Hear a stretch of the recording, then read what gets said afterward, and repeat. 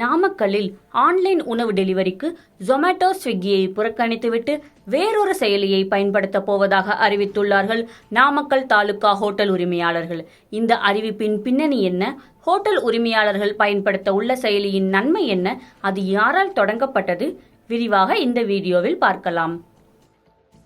நாமக்கல் தாலுகாவில் 100க்கும் மேற்பட்ட ஹோட்டல்கள், பேக்கரிகள் இயங்கி வருகின்றன.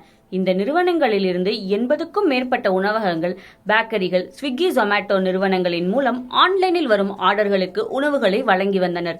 இந்நிலையில் ஸ்விக்கி, ஜொமேட்டோ நிறுவனங்கள் தங்களிடம் இருந்து 35% வரை கமிஷன் எடுத்துக்கொண்டு மீதி தொகையை மட்டுமே தங்களுக்கு வழங்குவதாகவும், இதனை 15 முதல் 18% குறைக்க வேண்டும் என்றும் கோரிக்கை வைத்தார்கள் ஹோட்டல் மற்றும் பேக்கரி உரிமையாளர்கள்.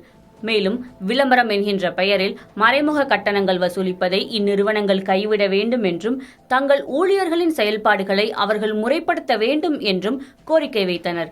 இது தொடர்பாக ஸ்விக்கி, ஜொமேட்டோ அதிகாரிகளுடன் தாங்கள் நேரடியாக பேச்சுவார்த்தை நடத்திய போதும் அதில் எந்தவித உடன்பாடும் எட்டப்படவில்லை என கடந்த ஜூன் 30 தெரிவித்தனர்.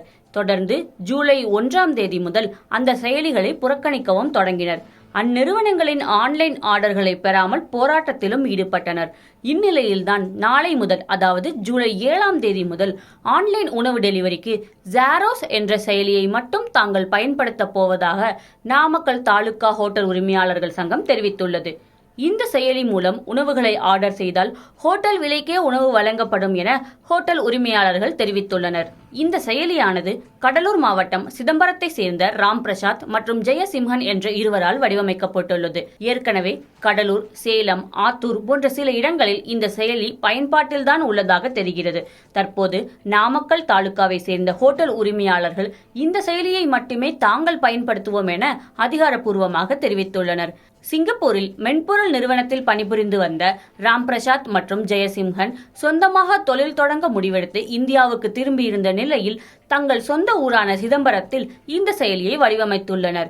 வரும் நாட்களில் இந்த செயலி மூலம் நாமக்கல் தாலுகாவில் காய்கறிகள், பழங்கள், மருத்துவ பொருட்கள் தொடங்கி வீட்டுக்கு தேவையான அனைத்து உபயோகப் பொருட்களும் வழங்கப்படுவதற்கு ஏற்பாடுகள் செய்யப்பட்டு வருவதாக கூறப்படுகிறது.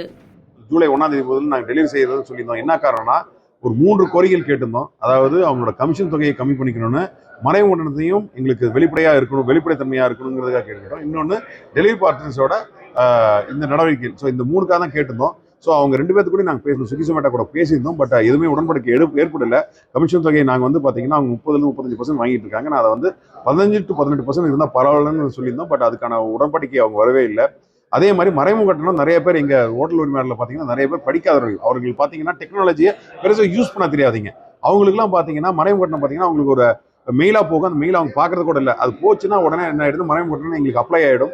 ஸோ அதையும் எங்களுக்கு வெளிப்படுத்தணும் வேணும்னு கேட்டிருந்தோம். பட் இது எதுக்குமே அவங்க பேச்சுவார்த்தையில் உடன்படி எடுக்காததுனால நாங்கள் ஏற்கனவே அறிவித்த மாதிரி ஜூலை 1 முதல் நாமக்கல் நகரில் அனைத்து ஹோட்டல் உரிமையாளர்களும் இன்னைக்கு ஸ்விக்கி, ஜொமேட்டோவை சுவிட்ச் ஆஃப் பண்ணிட்டோம்.